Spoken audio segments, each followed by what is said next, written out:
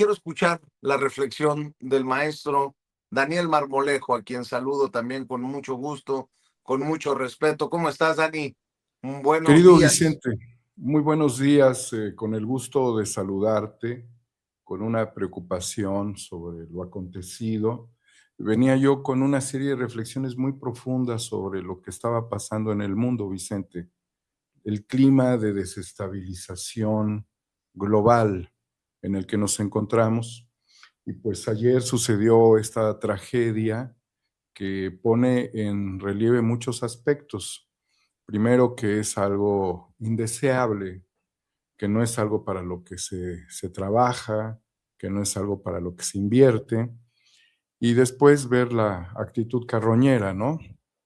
Tanto de los políticos como de los medios, que han sido los medios entreguistas, los medios golpistas, los medios que tienen el espectro radioeléctrico copado con sus acciones permanentemente de ataque. Pero hoy en la mañana tuve la oportunidad de hablar con dos amigos que justamente ellos son periodistas. Mi amigo Nemesio Tolentino, quien está permanentemente reportándome las informaciones que suceden en el istmo de Tehuantepec, lugar que conozco. Y también con Romualdo Santiago, que acabo de conocer, que también es periodista de la región, Vicente, y que pues pudo darme algunas reflexiones sobre lo sucedido y sobre lo que ellos han valorado en términos de la tragedia. Nosotros sabemos hasta el momento, por lo acontecido, que hay 13 víctimas fatales, que el descarrilamiento sucedió en una región donde el tren interoceánico recorrería un tramo hasta Matías Romero, Oaxaca, donde estuve yo hace un par de años, y de allí seguiría su trayecto. Es la ruta de Salina Cruz, Oaxaca, que pasa a Juchitán, Nizanda, Chivela, Matías Romero, y sigue su trayecto, Vicente. Esta situación que se presentó ayer tiene también un caudal de asuntos de tipo laboral del constructor del tramo, de la línea Z, como se le denomina, que es la empresa ABCD. Y las informaciones nos reportan que hubo un plantón el 10 de noviembre de aproximadamente 100 trabajadores que hacían exigibles sus pagos, y que el 28 de noviembre hubo un plantón de 400 trabajadores, lo cual ya te habla de una situación muy delicada que generaba un clima de inestabilidad dentro de las obras, que han continuado, algunas han concluido y otras continúan. Así que estos trabajadores amenazaban también con hacer un paro a la operación del tren interoceánico, y que tendría un determinado tipo de repercusión en la medida en la que la empresa no atendiera estos asuntos. Es decir, que ABCD, que forma parte del consorcio de constructores, no estaría en una estabilidad financiera, y que esto pone en riesgo tanto la operación del tren, y tendríamos que determinar también, pues esto lo hacen los auditores forenses y la fiscalía, las condiciones operativas del mismo. Lo único que sabemos a ciencia cierta es que hay un video donde se asume una elevada velocidad del tren, por un lado.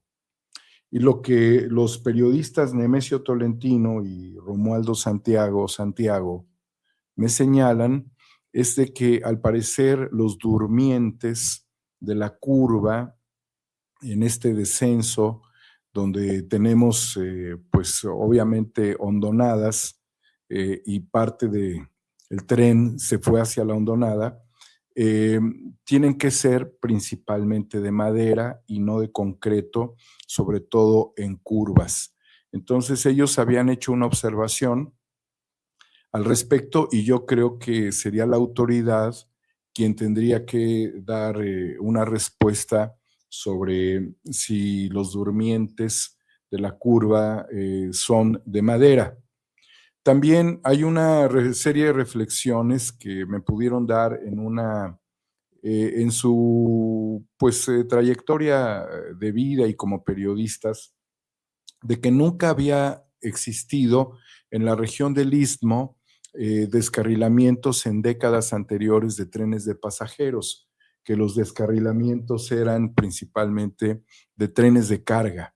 Y hoy lo que tenemos es un tren que llevaba pasajeros.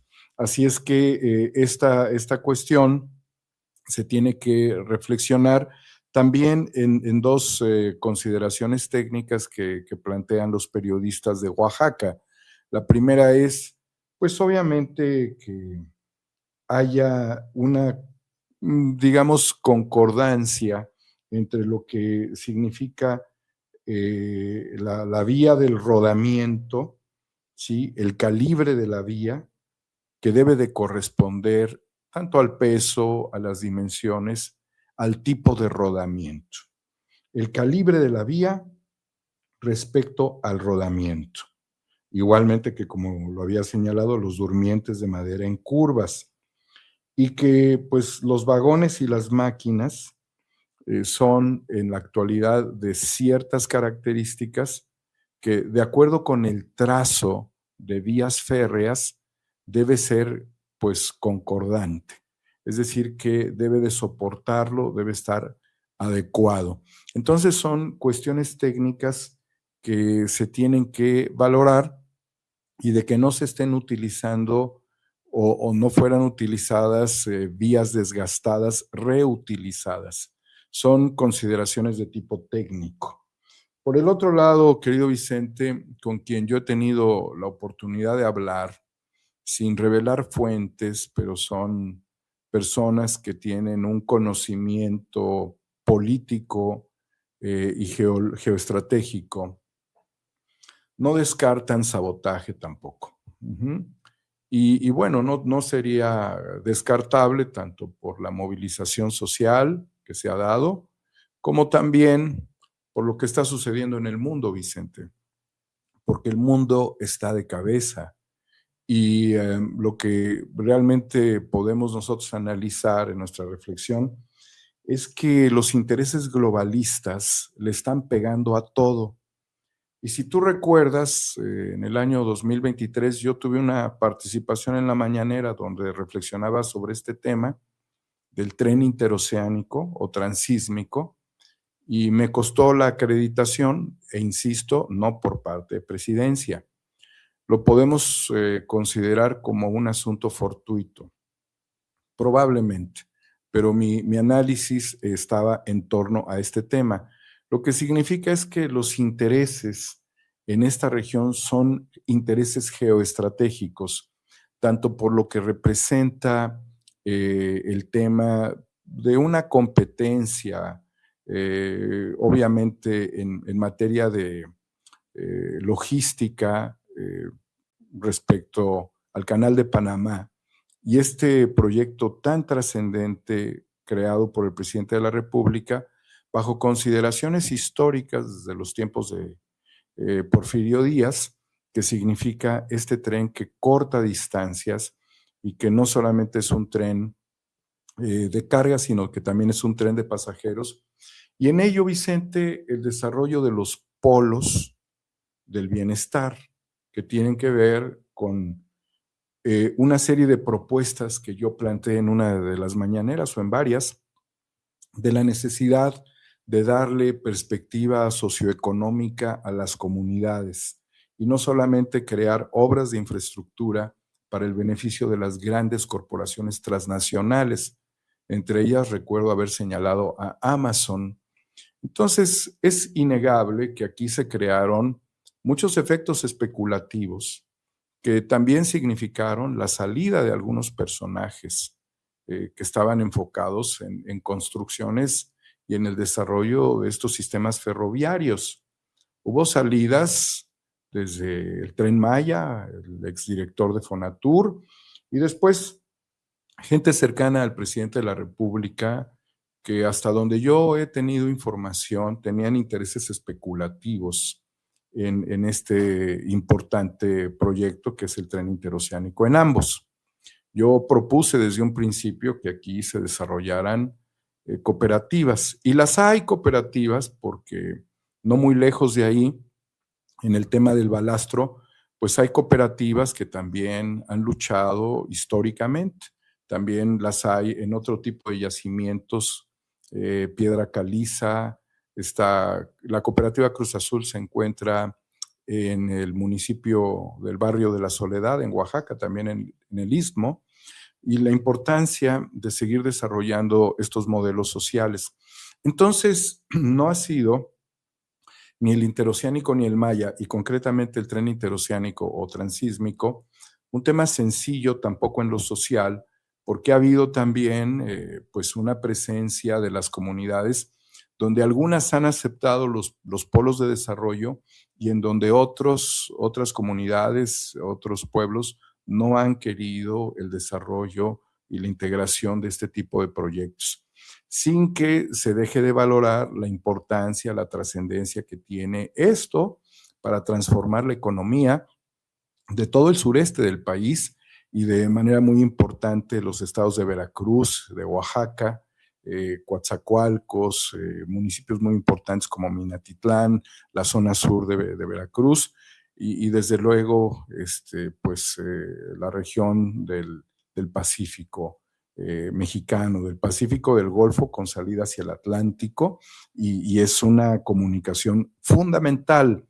Por lo tanto, la posibilidad de que haya existido un sabotaje, pues no es descartable para quienes con un poco de conocimiento sobre la guerra híbrida sabemos de los alcances que tienen los intereses globalistas sobre los intereses de las naciones independientes en un tiempo, Vicente, amigos de Sin Censura, donde pues el lobby sionista, por ejemplo, ha avanzado en Sudamérica para tener control territorial patagónico y también para tener el control de las reservas de agua dulce de la humanidad, la zona de los glaciares, también de las tierras raras en el triángulo de litio, y de otras regiones que también son muy importantes en el cono sur. Entonces, no hay una región en el mundo, Vicente, previo a que esto sucediera, que no está tocada o que no esté tocada por los intereses globalistas. No quiero establecer una teoría conspiranoica, pero antes las conspiraciones o las conjuras se hacían en el interior de las oficinas gubernamentales de las potencias imperiales. Hoy no tienen recato, se exhiben públicamente, lo hacen y pues junto con ello también dan a conocer proyectos inmobiliarios, proyectos económicos, y esto ha quedado también muy evidenciado con lo que ha sucedido con esta colonización después de un genocidio que se está dando en este momento en la Franja de Gaza. O también pues este posicionamiento que hace Israel en Somalilandia, en donde es la única nación que le da pues ese valor soberano para tratar de tomar control regional en África y generar, más allá de la desestabilización de Somalia, una desestabilización regional muy significativa. Entonces, los intereses están ahí, están sobre el agua, están sobre el litio, están sobre las rutas de comercio, y como ha venido también sucediendo, y estas no son visiones mías ni ideas personales únicamente, también se ha hablado de cómo han ciertos lobbies, y particularmente el lobby sionista, tomando el control de poderes judiciales, de jueces, de magistrados, de ministros, como el caso de Argentina nuevamente, en donde si tú analizas la realidad que ha tenido que padecer ese país en materia judicial y el lawfare contra Cristina Fernández es una consecuencia de que el máximo tribunal de ese país fue tomado por el lobby sionista, al igual que fiscales especiales que trataron de derivar investigaciones en asuntos de traición a la patria, cuando nunca se trató de esos temas, relacionado con la explosión de los años 90 de la Asociación Mutual Israelita. Y ahí, pues pretenden en Sudamérica hacer su nueva Israel, su nueva Jerusalén. Sí, hay un intento de hacer una nueva Jerusalén, hay un intento de colonizar militarmente muchas regiones del país.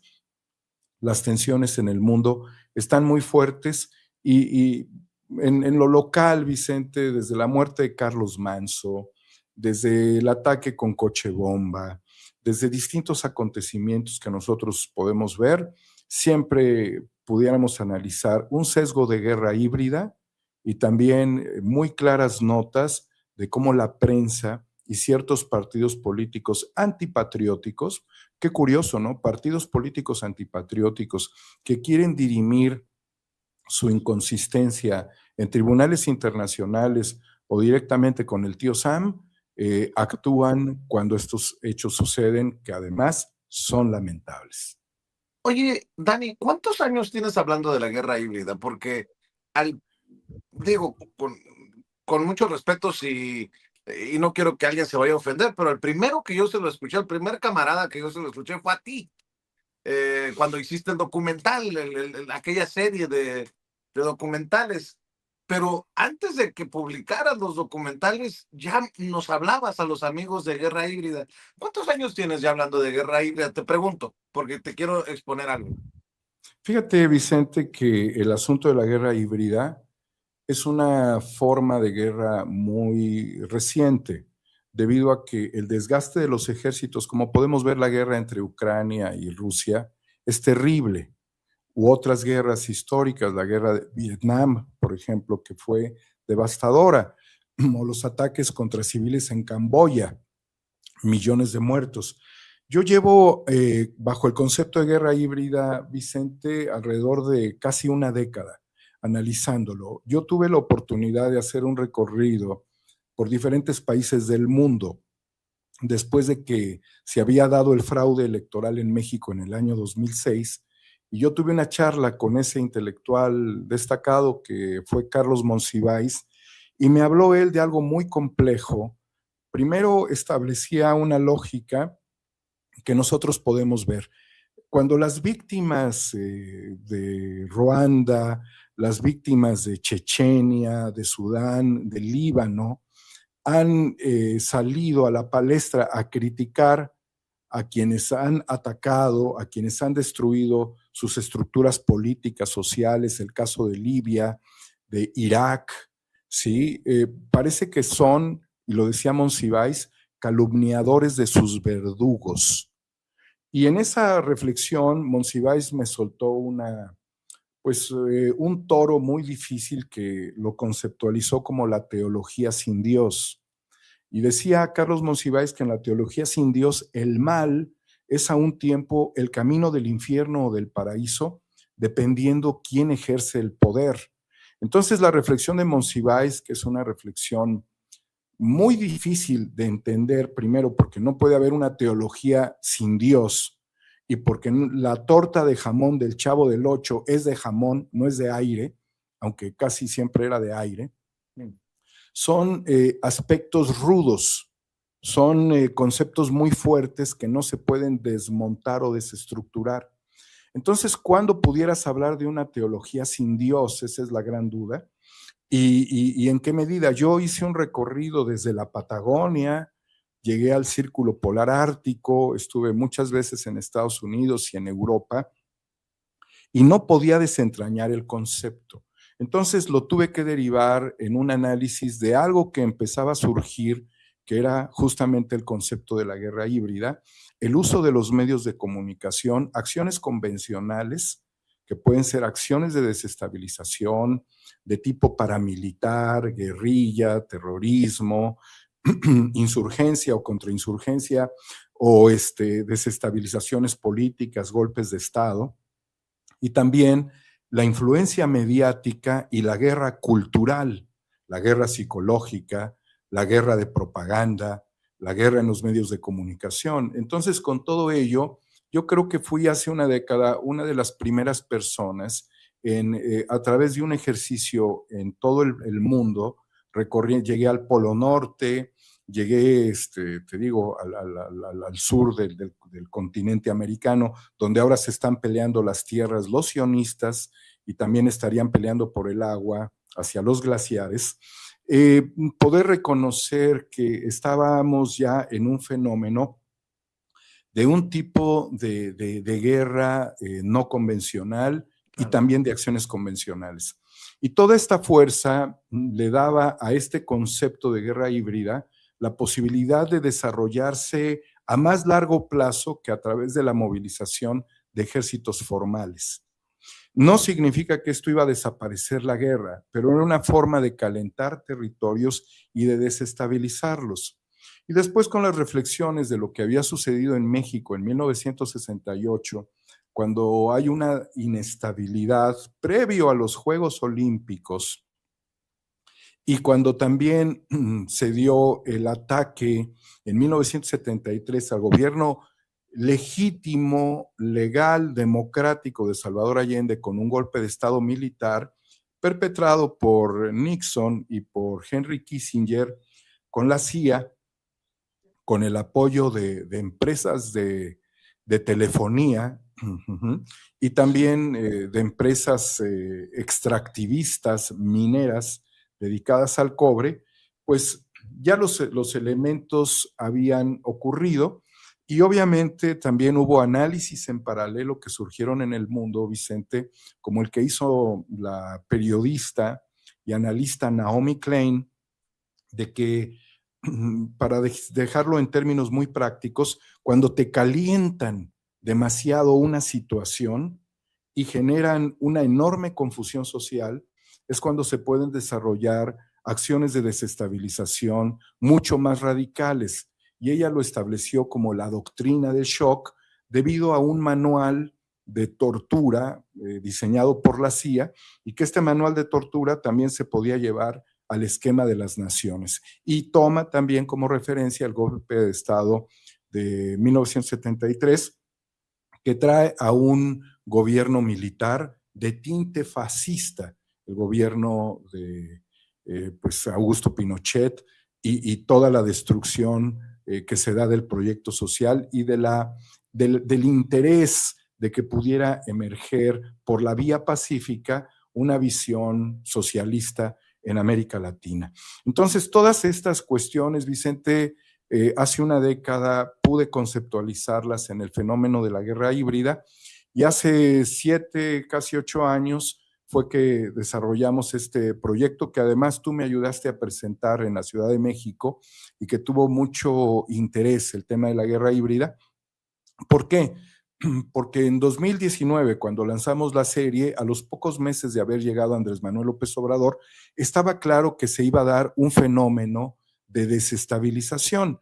¿Y cómo lo pudimos nosotros visualizar? Porque todas estas obras, Vicente, el Tren Maya, el Tren Interoceánico o Transísmico, el Aeropuerto Felipe Ángeles, han tenido y tuvieron siempre guerra judicial, lawfare, y también tuvieron movilizaciones y también surgieron grupos y también lograron manipular muchas mentes cuando lo que México realmente necesitaba era obras enfocadas al progreso económico. Entonces, por esa misma lógica de cómo se fueron dando todas estas reflexiones sobre los fenómenos de guerra híbrida, no puedes pensar en una obra que tiene un impacto global sin que tenga consideraciones de ataques de guerra híbrida. Donde haya riqueza, donde haya infraestructura, donde haya perspectiva económica, donde haya litio y tierras raras, donde haya agua, donde haya tierras fértiles, donde haya playas, se va a establecer en la condición actual un fenómeno de determinada magnitud con esa tendencia donde participan gobiernos, corporaciones extractivistas, corporaciones inmobiliarias y corporaciones mediáticas también. y gobiernos y ejércitos también, y también organizaciones del crimen organizado. Por eso el fenómeno, cuando se profundiza aún más en de qué se trata este nuevo orden, se trata en un nuevo orden de despojo, de desestabilización. ¿Qué es lo que pretenderían con México a través de la radicalización de escenas de violencia, de escenas de ultraviolencia? Yo se lo planteé en ese término al presidente, cuando ya ves acciones muy descarnadas. Se trata de desestimar la inversión, y aquí hay importantes inversiones. Evidentemente los capitales no se asustan de manera inmediata, pero si tú dices los trenes se descarrilan, pues ¿quién se va a querer subir al Tren Maya, no? A pasear bajo esas consignas. Entonces es un fenómeno muy marcado de por qué. Y por el otro lado, Vicente, cuando las corporaciones llegan, empiezan a acabar con los recursos naturales y también socavan la estructura social. Y todo esto en la actualidad se basa, se fundamenta en la guerra híbrida. Mira, fíjate, te lo preguntaba, querido Daniel, porque más allá de Frank Hoffman, como me dice una amiga que me envía un resumen de quienes han eh, pues elaborado en este término y en este concepto de la guerra híbrida, más allá de Frank Hoffman, de Carlos Sánchez Berzaín, que han escrito incluso libros sobre esto de las guerras híbridas. Te lo preguntaba porque parecería, esa es mi opinión, que a través de la mañanera con Andrés Manuel López Obrador, hoy la mañanera del pueblo con la presidenta Claudia Sheinbaum Pardo, con los comunicadores, periodistas independientes como tú, a lo mejor también tú hemos tenido nuestro granito de arena aquí en Sin Censura. Sí. Hemos exhibido esto. Después yo recuerdo escuchar al Fisgón, al César lo que es el César, más allá de que nos hayamos distanciado, y espero que sea temporalmente, con Rafael Barajas, el Fisgón, que hablaba del golpe blando, y después a Pedro Miguel con el lawfare, y luego lo retomó el propio Gerardo Fernández Noroña en sus participaciones en el Senado de la República. Creo, mi lectura es que no han sido tan efectivas estas intentonas de la guerra híbrida, el lawfare, el golpe blando en México, como han sido en otros lugares.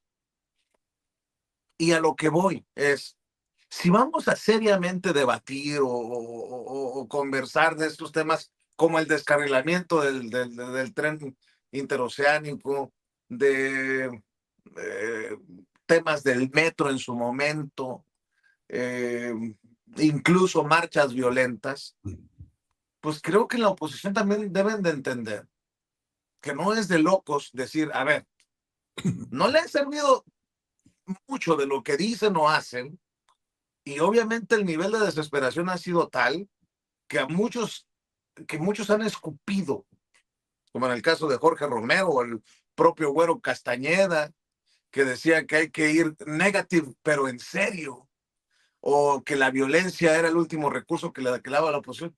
Pues obviamente la gente que respalda, que es la gran mayoría en México, que respalda el proceso de transformación, tiene todo para pensar que hay mano negra en una situación que a todas luces afecta o parecería que afectará, al menos moralmente, pues oye, 13 muertos y decenas de heridos, el proceso de transformación. Pues obviamente la gente piensa muy mal de todos estos, que está claro que no quieren que le vaya bien a este gobierno y ni al gobierno anterior. Y a veces en su incapacidad de armar una idea en torno al descarrilamiento, pues lo primero que sacan la culpa es de López Obrador o la culpa es de los hijos de López Obrador. Y bien decía Nacho, oye, pero hay empresas españolas, hay certificaciones que se han dado y parecería que pues que ahí, mejor ahí lo dejo porque no, tampoco pretendo elevarme como el experto de nada. simple y sencillamente un mexicano que dice, a ver, pues si estamos viendo estos procesos, nos los han marcado personajes como Daniel Marmolejo en la guerra híbrida, ya mencioné a Pedro Miguel, al Fisgón, al propio Noroña, por incluso lecturas que han recomendado, pues ahí está, como el manualito, y el manualito desemboca en, pues en casos pues que muchas veces son tristes, dolorosos y trágicos y ojalá que la oposición estén abiertos al debate, así como yo digo que tope donde tope, que la investigación lleve a los hijos de quien ustedes quieran, no me importa. Si hay una responsabilidad, el que sea que pague, que se investigue. Aquí no, ni modo que uno vaya ahora en este momento a decir, no, ahí, eso no se toca. No, pues no, contra todo y contra quien caiga.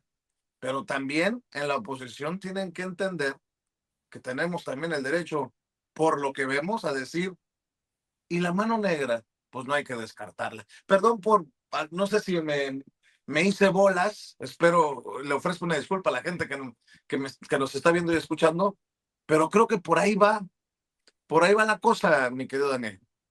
Sí, Vicente, mira, es un tema muy complejo.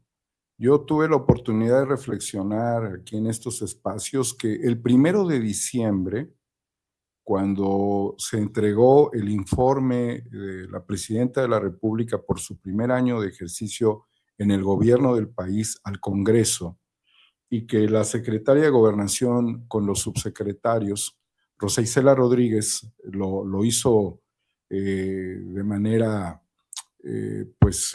oficial al Congreso de la Unión, a la Cámara de Diputados, había diputadas y senadores quienes fueron en presencia a participar de ese acto de la entrega del informe. El discurso de Alito Moreno fue el discurso más incendiario del cual yo haya tenido un registro en mi vida. Y vaya que yo he asistido durante muchos años a la Cámara de Diputados, he asistido a la Cámara de Senadores y también he asistido a congresos en el interior del país, el Congreso de Chihuahua, el Congreso de Aguascalientes, el Congreso de Veracruz, el Congreso del Estado de México, el Congreso de Morelos, el Congreso de Sinaloa, he asistido al Congreso de Chiapas, a muchísimos congresos, Vicente, en mi labor de investigador, de analista. Nunca había escuchado un discurso tan incendiario. Había escuchado, sí, porque también estuve presente cuando se hizo una crítica a la condición del presidente espurio Felipe Calderón por parte de Noroña en la Cámara, cuando exhibió esa lona. También estuve presente en momentos muy, muy importantes que han sucedido dentro de los congresos, pero no, y también, bueno, pues todos tenemos recuerdos de cómo se increpó a presidentes de la República en la voz de Porfirio Muñoz Ledo, a Cedillo, y también, pues, cómo se generaba un clima relativamente hostil. Yo estuve presente en la Cámara de Diputados cuando se intentó y se clausuró el salón de plenos para que no sesionara la Cámara en la reforma energética de Peña Nieto. Yo estuve ahí físicamente y tuvimos que pues ver toda esa movilización en un salón alterno donde finalmente se votó, siendo presidente de la Cámara o presidiendo Ricardo Anaya Cortés, junto con un séquito de antipatriotas, ¿no? Pero bueno, pero nunca había escuchado yo un discurso tan incendiario como el de Alito Moreno el 1 de diciembre. Días después, él viaja a Washington. Semanas después es ejecutado Carlos Manso. Semanas después viene el carro bomba. Semanas después vemos este acontecimiento, porque una de las características de la guerra híbrida es de que todos los fenómenos tengan un alto impacto, Vicente. no son cuestiones menores, sino que tienen un alto impacto y hay siempre un grado de incógnita. También vimos la ejecución del delegado de la Fiscalía General de la República en Tamaulipas, que fue terrible. Entonces, estas acciones de extrema violencia, que no son características de nuestro país, pero que se vienen dando, yo las encuentro muy claramente en el contexto de la guerra híbrida. Por eso he reflexionado en la importancia que tendría que, mediante acciones legales, procedimientos legales, fuesen proscritos partidos políticos que estén a favor del golpismo. Los partidos políticos que estén a favor del golpismo, los partidos políticos que reciban financiamiento del extranjero, los partidos políticos que tengan vínculos con el crimen organizado, los partidos políticos que fomenten la desestabilización y los golpes de Estado, tienen que ser proscritos, Vicente, porque en el marco de la democracia también debe haber un límite, y el límite es no dañar la seguridad nacional. Por el otro lado, también bajo las líneas de lo que tú planteas y de las preocupaciones que debemos de tener por cómo se crean estos entornos, estamos en un entorno de humo, de espejos, de confusiones. Era muy importante que la Cámara de Diputados pudiese pues integrar la Comisión de Seguridad Nacional, que durante mucho tiempo fue una comisión bicameral, pero pareciera que ni a las Fuerzas Armadas, ni quizás a la seguridad pública les genere un interés de estar reportando a las y los diputados, no sé por qué, pero es muy importante no solamente las comparecencias de los secretarios, sino es muy importante que dentro de la comisión bicameral que no existe de seguridad nacional haya un capítulo muy específico sobre la guerra híbrida, porque justamente la Unión Europea acaba de declarar que hay una guerra híbrida en este momento de Rusia contra la Unión Europea por vuelos que se están dando en las fronteras entre Rusia y Europa. Y ellos establecen de nuevo también muy claramente sus códigos de alarma respecto a temas de guerra híbrida. Y ha habido en Pakistán, en la India, en sus conflictos hay guerra híbrida entre Taiwán, que está tripulado por Estados Unidos y sus intereses. Japón también ha sufrido estos temas. Entonces, nosotros ya no podemos darle una vuelta a la realidad. Debemos de reflexionar todos estos temas con mayor profundidad, poner a los partidos políticos contra la pared y hacer un cuestionamiento muy claro de cuáles son los intereses de desestabilización y la participación de los partidos de la derecha, que en el tiempo actual, Vicente, la derecha ha desaparecido y lo que se está montando es la ultraderecha, el lobby sionista. Es por ello que en Estados Unidos tendrían incluso que hacer una reflexión de manera ya muy precisa, y está surgiendo ya la reflexión, qué tanto han tenido, cuál es el costo histórico, económico, político, social que le representa a los Estados Unidos tener que cumplir los caprichos de Netanyahu. Y yo me iría todavía a un aspecto mucho más radical. Ya no solamente cuál es el costo económico, político, social, histórico que le representa a los Estados Unidos cargar con Netanyahu y con el sionismo, sino hasta dónde van a llegar el lobby sionista en este momento para tripular la mente, para tripular, ya le comieron el cerebro a Trump. Netanyahu tripula a Trump, pero hasta el último momento van a buscar la radicalización del mundo para imponer sus intereses a nivel global, y por eso es que ahora hablan hasta de una policía global para proteger al último ciudadano judío, cuando aquí puede pasar cualquiera y los saludamos sin ningún problema, porque no somos enemigos y no somos antisemitas, semitas árabes, semitas judíos, semitas palestinos. No podemos ir, no somos antisemitas, no nos vamos a comprar esa farsa, y lo que nos debería de preocupar es el globalismo, el anglosionismo y la desestabilización de los proyectos legítimos. ¿Por qué no ha sucedido en México? Te preguntas, Vicente. En el año 2006, cuando se dio el debate entre Andrés Manuel López Obrador y el periodista Joaquín López Dóriga, donde Andrés Manuel hablaba de construir un fenómeno de resistencia civil pacífica, López Dóriga le dijo: ¿en qué va a parar esto, Andrés Manuel? ¿Hasta cuándo, Andrés Manuel? No me has respondido, ¿en qué va a parar esto? Y Andrés Manuel decía: ya te respondí, hasta donde la gente quiera y decida. Entonces, allí es cuando Televisa se rompe su sistema de noticias, porque la hostilidad, la manera en la que Joaquín López Dóriga, en su visión, hostigó a Andrés Manuel López Obrador, significó la caída del rating. Estábamos en el debate por la democracia, no en el debate por la incomodidad, ni en el debate por el verdadero valor que tiene la resistencia civil pacífica y ha tenido en el mundo.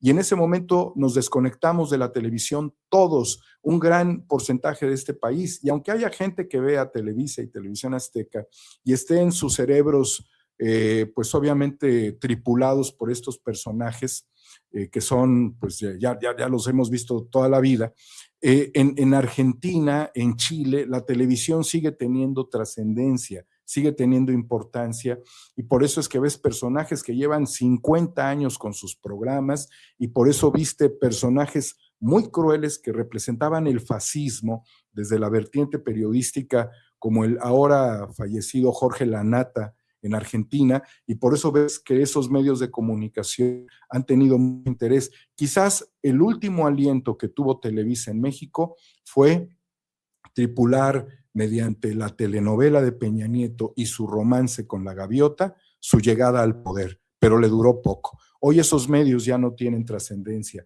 Por eso la presidenta te decía a ti que tú tienes muchísimas más vistas y tienes muchísima más audiencia, por ejemplo, que Sergio Aguayo, si mal no recuerdo. Esto nos deja muy claro, Vicente, que en el momento actual solamente es por la vía de estos medios que nosotros podemos hacer un impulso a la concientización de nuestra generación, porque lo que le podemos dejar al mundo, a las próximas generaciones, sería un mundo muy complejo, terriblemente inestable y lleno de violencia, y eso es lo que no queremos. Por eso llamo a la proscripción de los partidos políticos de tinte fascista, neofascista, nazi, neonazi, republicanismos ajenos a nuestra condición política, implantación de partidos globalistas también, y a que no se respete la agenda política mexicana. Eso es fundamental en este momento, y esto es un llamado para que, además, Vicente, se pueda reformar en la Constitución el artículo sobre la traición a la patria. Urge. Urge, bien dicho, mi querido Daniel Marmolejo. Dani, ¿por qué no cerramos tal vez incluso este año con esta reflexión, invitando a la gente para que te busque, para que te siga, para que te respalde en tus diferentes esfuerzos, querido Daniel?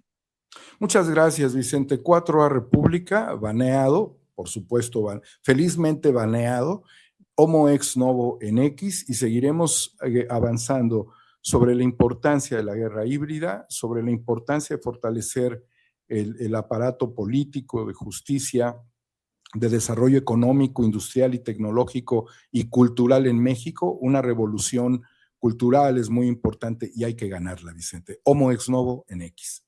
Te mando un Feliz año, abrazo. Vicente. Igualmente, Daniel, que el 2026 venga cargado de muchos proyectos y de cosas bonitas. Te mando un abrazo. Fuerte abrazo a todos, Vicente. Hasta pronto. Daniel Marmolejo hablando con nosotros sin censura, y déjenme saludar, déjenme